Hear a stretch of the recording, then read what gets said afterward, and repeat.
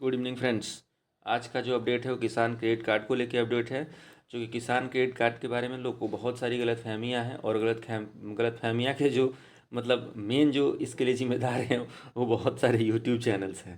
ठीक है कि उसमें मतलब मैं खुद अभी जैसे ये वीडियो बनाने के पहले मैं बहुत सारा मैं इस जैसे रिसर्च कर रहा था, मैं देख रहा था क्या क्या है। तो मतलब बहुत सारी यूट्यूब वीडियो पे ऐसा है कि मतलब वो थंबनेल लगा रखे हैं इतना शानदार शानदार, और अंदर जाओ तो इन्फॉर्मेशन के नाम पे कुछ नहीं है। ठीक है, तो पहली बात मैं आपको बता दूं कि ऊपर देख पा रहे होंगे एसबीआई। ठीक है, तो मैं किसी बैंक का प्रचार नहीं कर रहा हूँ, ठीक है, कि एसबीआई। मैं बस इसको ये बताना चाह रहा था कि इस पे चूंकि इसके वेबसाइट पे ये बहुत बहुत क्लैरिटी के साथ जानकारी दे रखा था। वैसे मैं देखा तो कैनरा बैंक का भी था, यूनियन बैंक, मतलब जो भी बैंक का था मतलब सारा में, लेकिन मैं इसको थोड़ा साधारण तरीके में था, ये हिंदी में समझा रखा था, इसलिए मैं यहाँ से उठाया।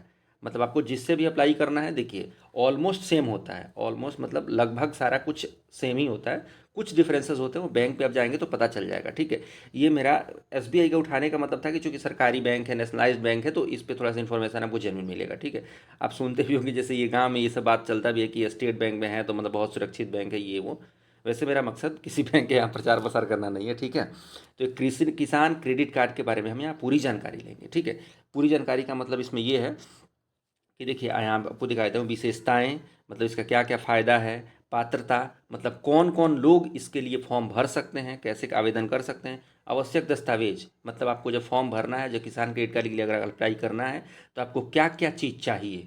ठीक है, और ब्याज शुल्क और प्रभार, मतलब आपको क्या ब्याज देना पड़ेगा, ठीक है, क्या शुल्क देना पड़ेगा, क्या प्रोसेसिंग जो होता है। ठीक है, तो आइए वीडियो को शुरू करते हैं। वीडियो हो सकता है थोड़ी लंबी हो जाए, लेकिन आपको जानकारी पूरी दूंगा, ए टू जेड जानकारी दूंगा कि इस वीडियो को देखने के बाद फिर आपके दिमाग में कोई संदेह ना रह जाए किसान क्रेडिट कार्ड को लेके। ठीक है, तो आइए शुरू करते हैं। सबसे पहले इसका उद्देश्य क्या है। ठीक है, तो किसानों को उनकी उत्पादन ऋण आवश्यकताओं, मतलब खेती में जो व्यय होता है, अब खेती में व्यय जो होता है वो किसान बखूबी अच्छे से समझते हैं। कम से कम जो खेती नहीं करते उनसे तो अच्छे ही समझते हैं। ठीक है, तो आपको ये अच्छे से पता है कि जैसे खेत वो जब बोते हैं, जिसको सोइंग बोलते हैं, कि जब बीज को रोपते हैं, जब कटनी करते हैं, जब सिंचाई करते हैं, हार्वेस्टिंग करते हैं, जो भी, तो ये बहुत लंबा प्रोसेस है। जो भी, तो ये खेती में व्यय जो भी है, ठीक है, तो ये सारा व्यय को पूरा करने के लिए समय पर और पर्याप्त ऋण उपलब्ध कराना, यही इसका विशेषता है। साथ ही आकस्मिक व्यय और सहायक गतिविधियों से संबंधित खर्चों को पूरा करना, सरलीकृत प्रक्रिया के माध्यम से उधारकर्ताओं को आवश्यकता अनुसार ऋण प्राप्त करने की सुविधा प्रदान करना। ठीक है, आपका जो भी खर्च है उसको बैंक उठाए। ठीक है, मतलब उसको, ठीक है, बाद में आपको रीपे करना है, बाद में उसको जमा करना है, लेकिन उस वो बैंक उस समय आपको तत्काल मदद करे। ठीक है, जब आपको आवश्यकता है तत्काल आपका मदद कर दे। देखिए किसानों को क्या चाहिए, किसान को यही चाहिए, किसान भाइयों को, कि जब मुझे आवश्यकता है मुझे कोई ऋण दे दे, बहुत सस्ती दाम पे, बहुत सस्ते ब्याज दर पे ऋण दे दे, और फिर मेरा खेती हो जाए, मैं अपना जो भी अपना प्रॉफिट निकाल के अपना बैंक को भर दूं और मेरा जो प्रॉफिट है अपना कमा लूँ। ठीक है, इतना चाहिए किसान को, किसान को इससे ज़्यादा कुछ नहीं चाहिए। ठीक है, वो अपना यही चाहते हैं, अपना फसल, कोई भी अपना बिजनेस यही कर रहा है जो कर रहा है, तो इनका ये मतलब कि आवश्यकता अनुसार में ऋण प्राप्त कर लें। ठीक है, अपना फिर बैंक को दे दें। अब बैंक से ऋण का ये मतलब हुआ कि देखिए जैसे क्या होता है कि अगर आप देखेंगे, जैसे ये चीज़ अभी भी बहुत साहूकारिता चलता है हर जगह, कि 5% महीना का जो है, मतलब 5% सैकड़ा महीना, जो महीना चलता है, मतलब ऐसे बोले तो 60% सालाना ब्याज दर चलता है अभी गाँव में। ठीक है, कहीं कहीं चलता है, मैं तो सुना हूँ कहीं कहीं 10-10 टका चलता है। ठीक है, तो मतलब 10 टका, सोच रहे हैं, बाप रे, मतलब जो बैंक यहाँ 7%, 7.5% इसमें लेता है मतलब सालाना।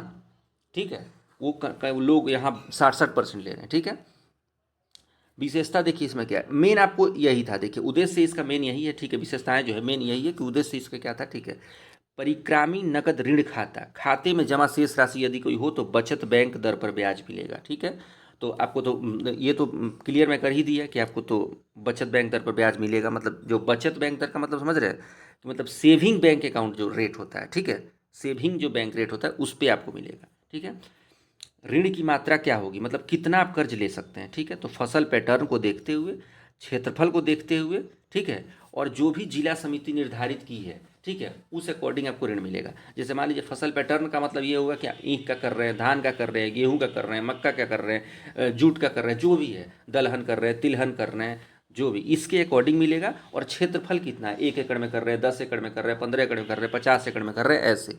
ठीक है, मार्जिन इसमें शून्य रहता है। ठीक है, स्थगन लागू नहीं होता है इसमें। ठीक है, पुनर्भुगतान मतलब आप जब लोन लेंगे, ये जब ऋण आप ले रहे हैं तो उसको जमा करने का भी ठीक क्या है, तो फसल अवधि लघु या दीर्घ और फसल के विपणन अवधि के अनुसार पुनर्भुगतान अवधि। ठीक है, अब देखिए क्या होता है, कोई फसल जैसे ईख की खेती आप लीजिए, तो ईख की खेती लगभग हम लोग मानते हैं कि ईख की खेती ये पूरा साल भर की खेती है। ठीक है, लगभग लगभग पूरे साल की खेती है कि इधर सितंबर अक्टूबर से लेकर उधर सितंबर अक्टूबर तक। ठीक है, ये ऐसा खेती है। ठीक है, वही गेहूं धान की खेती है तो ये लगभग 6 महीना बोल सकते हैं, 6 महीने से कम ही नहीं, 6 महीना इसको बोल सकते हैं। तो उस अकॉर्डिंग उसके आधार पे मतलब दिखेगा कि लघु है या दीर्घ है, उसके आधार पर पुनर्भुगतान डिसाइड होता है। ठीक है, देखिए अब सुरक्षा की जो बात की गई है, प्राथमिक संपार्श्विक। ठीक है, तो ये देख लीजिए, उगाई गई फसलों, बैंक वित्त से निर्मित की जाने वाली परिसंपत्तियों का दृष्टिबंधक। ठीक है, ये बहुत आपको मतलब भारी भारी टर्म लगेगा कि ये क्या क्या लिख लिख रखा है। ठीक है, तो आपको इतना इस पर ध्यान नहीं देना है। आपको जब भी किसान क्रेडिट अप्लाई करना है तो आपको आप देखेंगे वसुधा केंद्र होता है लगभग आजकल हर बाजार में है। ठीक है, गांव के हर बाजार में ये वसुधा केंद्र खुला हुआ है। ठीक है, CSC केंद्र जिसको बोलते हैं, वसुधा केंद्र, वहाँ आप इसको विस्तृत जानकारी वहाँ लीजिए। वहाँ तो आप जाइएगा तो नोटिस बोर्ड वो चिपका भी रखे हैं। ठीक है, A4 शीट में उसको चिपका रखे हैं बाकायदा हिंदी में, और नहीं तो वहाँ जानकारी आप ले भी सकते हैं। ठीक है, तो क्या है इसके बारे में, ठीक है वो बता देंगे। ब्याज का अनुदान जो है वो शीघ्र पुनर्भुगतान प्रोत्साहन के रूप में 3 लाख रुपए तक 3% प्रति।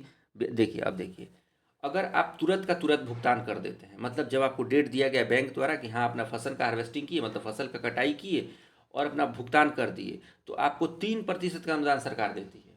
अनुदान का मतलब 3% आपको छूट दे दिया गया। ठीक है, 3% खत्म, मतलब आपको अन्य में देखिए 5 वर्ष प्रति वर्ष सीमा के 10% वार्षिक वृद्धि के साथ वार्षिक समीक्षा के अधीन सभी पात्र KCC उधारकर्ताओं के लिए रुपे डेबिट कार्ड। ठीक है, अब देखिए रुपे डेबिट कार्ड ये भी आपको स्कीम बैंक देगा। ठीक है, ये हर बैंक का थोड़ा अलग अलग हो सकता है। ठीक है, मैं अभी बताया हूँ कि SBI का मेरा लेने का मतलब ये था कि आपको मैं इसका जानकारी मतलब एक जेन्युइन जानकारी दे पाऊँ। ठीक है, ऐसे जानकारी अलग अलग वेबसाइट पे है, लेकिन अलग अलग वेबसाइट पे थोड़ा इन्फॉर्मेशन वो गलत भी हो सकता है। ठीक है, इसलिए तो ये रहा यहाँ तक का जानकारी, मतलब कि क्या क्या इसका विशेषता है। ठीक है, अब पात्रता की जानकारी देख लेते हैं। ठीक है, इसमें पात्रता क्या क्या है, मतलब कौन कौन से लोग इसके एलिजिबल हैं। ठीक है, तो देखिए सभी किसान व्यक्ति संयुक्त उधारकर्ता जो मालिक या किसान है, मतलब आप किसान हैं। ठीक है, सभी मतलब या तो संयुक्त उधारकर्ता, मतलब 4-5 लोग मिलकर कोई खेती कर रहे हैं। ठीक है, वो जो मालिक किसान है वो भी ले सकते हैं, या फिर कोई किसान एक व्यक्ति है इंडिविजुअल है वो भी ले सकता है। काश्तकार किसान, मौखिक पट्टेदार और बटाईदारी किसान। बटाईदार किसान मतलब जो दूसरे का खेत लेके ना खुद उस पर खेती कर रहे हैं, मतलब उनका वो खेत नहीं है, वो बटाईदार है, मतलब वो खेत है दूसरे का, लेकिन वहाँ वो लेके बस उसमें जो भी अपना खेती कर रहे हैं तो वो भी इसके हकदार हैं, मतलब वो भी इस मतलब इस ऋण के हकदार हैं। ठीक है, और किसानों के स्वयं सहायता समूह या संयुक्त देयता समूह जिनके किराएदार किसान, बटाईदार किसान आदि शामिल है। ठीक है, तो ये लोग भी इसके लिए एलिजिबल है। तो आप ऐसे समझ लें, तो आप खेती खुद से कर रहे हैं, आपका खेत है तो भी आप इसके लिए पात्र हैं, और अगर आप खेती खुद से कर रहे हैं और दूसरे के खेत पे कर रहे हैं तो भी आप पात्र हैं। ठीक है, ये बात आप समझ गए कि पात्रता क्या है। ठीक है, इसमें दस्तावेज क्या क्या देना है। ठीक है, जैसे आप फॉर्म भर रहे हैं तो इसमें दस्तावेज क्या क्या लगना है ये भी जानना जरूरी है। ठीक है, तो दस्तावेज देखिए क्या क्या है। आवेदन फॉर्म तो आपको करना ही है, क्योंकि किसी भी चीज़ के लिए आपको फॉर्म भरना ही पड़ता है। ठीक है, तो सबसे पहले आप आवेदन करने के लिए जो फॉर्म भरना है, जैसे रजिस्ट्रेशन हो गया उसके बाद फॉर्म भरने का 2 पासपोर्ट आकार के फ़ोटो, मतलब 2 पासपोर्ट साइज़ फ़ोटो चाहिए। पहचान पत्र जैसे कि ड्राइविंग लाइसेंस, आधार कार्ड, मतदाता पहचान पत्र, पासपोर्ट आदि, इनमें से कोई एक दस्तावेज जमा करना होगा। तो DL पता नहीं होगा, किसी के पास नहीं होगा। मतदाता पहचान पत्र और आधार कार्ड लगभग सबके पास होता है। पासपोर्ट की भी गारंटी नहीं है कि सबके पास होता है, लेकिन आधार कार्ड तो मुझे लग रहा है सबके पास ही है। सब किसान भाइयों के पास आधार कार्ड तो कम से कम होता ही है। ठीक है, ड्राइविंग लाइसेंस हो भी सकता है, नहीं भी हो सकता है। पासपोर्ट तो मतलब कम ही लोग को होता है, जो जैसे अब जिनको विदेश जाना हो वही तो पासपोर्ट बनवाएंगे, वरना इंडिया में घूमने के लिए कोई पासपोर्ट क्यों ही बनवाएगा। ठीक है, अब देखिए पते का प्रमाण जैसे कि ड्राइविंग लाइसेंस, आधार कार्ड। देखिए आधार कार्ड रहा तो आपका पहचान पत्र भी हो गया और पते का प्रमाण भी हो गया, क्योंकि आधार कार्ड पे आपका पता लिखा रहता है कि ये गांव, ये पोस्ट ऑफिस, ये थाना, ये पुलिस स्टेशन, मतलब जो भी है, ये ब्लॉक, ये डिस्ट्रिक्ट, ये स्टेट, जो भी है। राजस्व प्राधिकारियों द्वारा विधिवत प्रमाणित भूमि स्वामित्व का प्रमाण, ये भूमि आप ही का है, इसका प्रमाण देने के लिए जो प्रमाण पत्र है वो आपको दिखाना है। ठीक है, तो ये राजस्व प्राधिकारी वाले ही करते हैं। ठीक है, तो वो जैसे आप दाखिल खारिज और क्या क्या होता है उससे, ठीक है। तो इससे आपको जैसे आपको दिखाना पड़ेगा ना कि हाँ ये मेरा खेत है। जैसे आप गए, आप 10 एकड़ के लिए लोन ले रहे हैं, ठीक है, 10 एकड़ का खेती के लिए मुझे इतना लोन चाहिए, मुझे ये फसल उगाना है, मुझे, तो आप वो जैसे बोलेंगे ना कि ठीक है आपको उगाना तो है, ठीक बात है, लेकिन ये खेत आपका है कि नहीं मुझे कैसे पता है। तो आप दिखाएंगे ना उनको कि हाँ सर ये रहा मेरा प्रमाण पत्र, ये मेरा खेत है, मैं इस पर दाखिल खारिज कर रहा हूँ। ये हुई ना बात ऐसे, ठीक है। फसल पैटर्न क्षेत्रफल सहित, मतलब फसल पैटर्न मतलब कि कौन सा फसल आप उगाने के लिए, ईख उगाना है, मतलब या गन्ना उगाना है, मक्का उगाना है, बाजरा उगाना है, जो भी है, ठीक है। 2 लाख या 3 लाख रुपए से अधिक की ऋण सीमा के लिए सुरक्षा दस्तावेज जैसे लागू हो। 2 लाख 3 लाख तक आपको टेंशन नहीं है, मतलब दो, तो इसके और इससे ज़्यादा अगर लेना है तो आपको सुरक्षा दस्तावेज, ठीक है, मतलब कुछ आपको ऐसा जिसको मतलब नहीं बोलते कि आप मतलब वो भरोसे के लिए कि आप जमा करेंगे, उसलिए वो कुछ आपको लेते हैं, ठीक है। स्वीकृति के अनुसार कोई अन्य दस्तावेज, ठीक है। स्वीकृति के अनुसार कोई अन्य दस्तावेज मतलब कि वहाँ जाने के बाद हो सकता है आपको बोलें कि इतना लोन है तो ये दस्तावेज आपको लगेगा, इतना लोन है तो ये दस्तावेज लगेगा, ठीक है। तो छोटे किसान के लिए 2 लाख 3 लाख रुपए तो मुझे तो समझ में आ रहा है कि ठीक है, इतना में तो खेती कर ही लेंगे। बड़े किसानों के लिए तो उनको तो खैर लोन मुझे लग रहा है जो आसानी से मिल जाता है, बड़े किसानों को लोन तो मुझे जैसा लगता है कि बहुत आसानी से मिल जा रहा है, ठीक है। किसान को ज़्यादा दिक्कत, छोटे किसानों को ही दिक्कत है लोन में, ठीक है। तो ये मैं आवश्यक दस्तावेज की बात कर लिया, ठीक है। अब ब्याज शुल्क और प्रभार, मतलब ये ब्याज दर तो जानना बहुत जरूरी है, कितना मिल जाता है। जैसे मैं आपको बताया कि अगर जैसे ये आप अनऑर्गेनाइज सेक्टर में जाएंगे, ठीक है, जैसे गांव में ये चलता है अभी साहूकार जो ब्याज, जो उसको ब्याज खोर लोग बोल देते हैं गांव में, ठीक है, जो भी है, तो वो क्या करते हैं कि आपको 5% जो 5% है वो महीने का लेते हैं, ठीक है। मतलब अब उनको 100 रुपया आप लिए इस महीने, तो अगले महीने आपको 105 ले लेंगे, ठीक है। उस अगले महीने 110 ले लेंगे, उसके 115 ले लेंगे, 120 ले लेंगे, ऐसे लेते हैं, सोचिए। मतलब अगर सालाना जोड़ें तो 60% सालाना रेट है, ठीक है। लेकिन ये देखिए क्या कह रहा है कि 3 लाख रुपए तक सिर्फ 7% प्रतिवर्ष।